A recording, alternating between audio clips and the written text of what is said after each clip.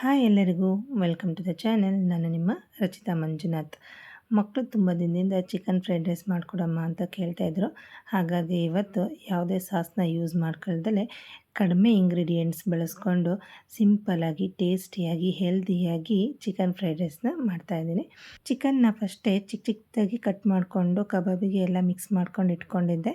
ಅಂದರೆ ಇದ್ರ ಜೊತೆನೇ ಮಾಡಿಕೊಂಡ್ರೆ ಬಿಸಿಯಾಗಿ ಅದು ಇರುತ್ತಲ್ಲ ಅಂತ ಹೇಳ್ಬಿಟ್ಟು, ಹಾಗಾಗಿ ಅದ್ರ ಜೊತೆನೇ ಫಸ್ಟ್ ಕಬಾಬ್ ಮಾಡಿಕೊಂಡೆ ನಾನು.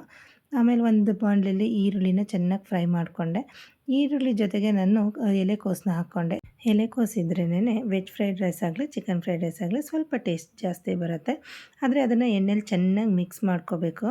ಏಕೆ ಅಂತ ಅಂದರೆ ಹಸಿ ಸ್ಮೆಲ್ ಬರಬಾರ್ದು. ಹಾಗಾಗಿ ಅದನ್ನು ಚೆನ್ನಾಗಿ ಎಣ್ಣೆಲಿ ಫ್ರೈ ಮಾಡ್ಕೊಳ್ಳಿ. ಅದಾದಮೇಲೆ ಸ್ವಲ್ಪ ಎಗ್ ಹಾಕ್ಕೊಂಡು, ಎಗ್ಗಿಗೆ ಎಷ್ಟು ಬೇಕು ಅಷ್ಟು ಮಾತ್ರ ಉಪ್ಪು ಹಾಕ್ಕೊಂಡು ಚೆನ್ನಾಗಿ ಫ್ರೈ ಮಾಡ್ಕೊಳ್ಳಿ.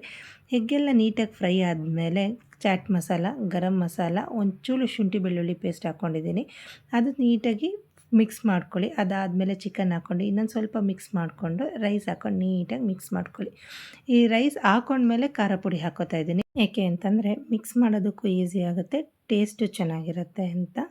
ಎಲ್ಲ ನೀಟಾಗಿ ಮಿಕ್ಸ್ ಮಾಡ್ಕೊಂಡಾದಮೇಲೆ ಅದ್ರ ಮೇಲೆ ಸ್ವಲ್ಪ ಕೊತ್ತಂಬರಿ ಸೊಪ್ಪು, ನಿಂಬೆ ರಸ ಹಾಕ್ಕೊಂಡ್ರೆ ರೆಡಿ ಆಯಿತು ಟೇಸ್ಟಿಯಾಗಿರೋಂಥ ಚಿಕನ್ ಫ್ರೈಡ್ ರೈಸ್. ನಮ್ಮನೇಲಂತೂ ಎಲ್ಲರಿಗೂ ಟೇಸ್ಟ್ ತುಂಬಾ ಇಷ್ಟ ಆಯಿತು.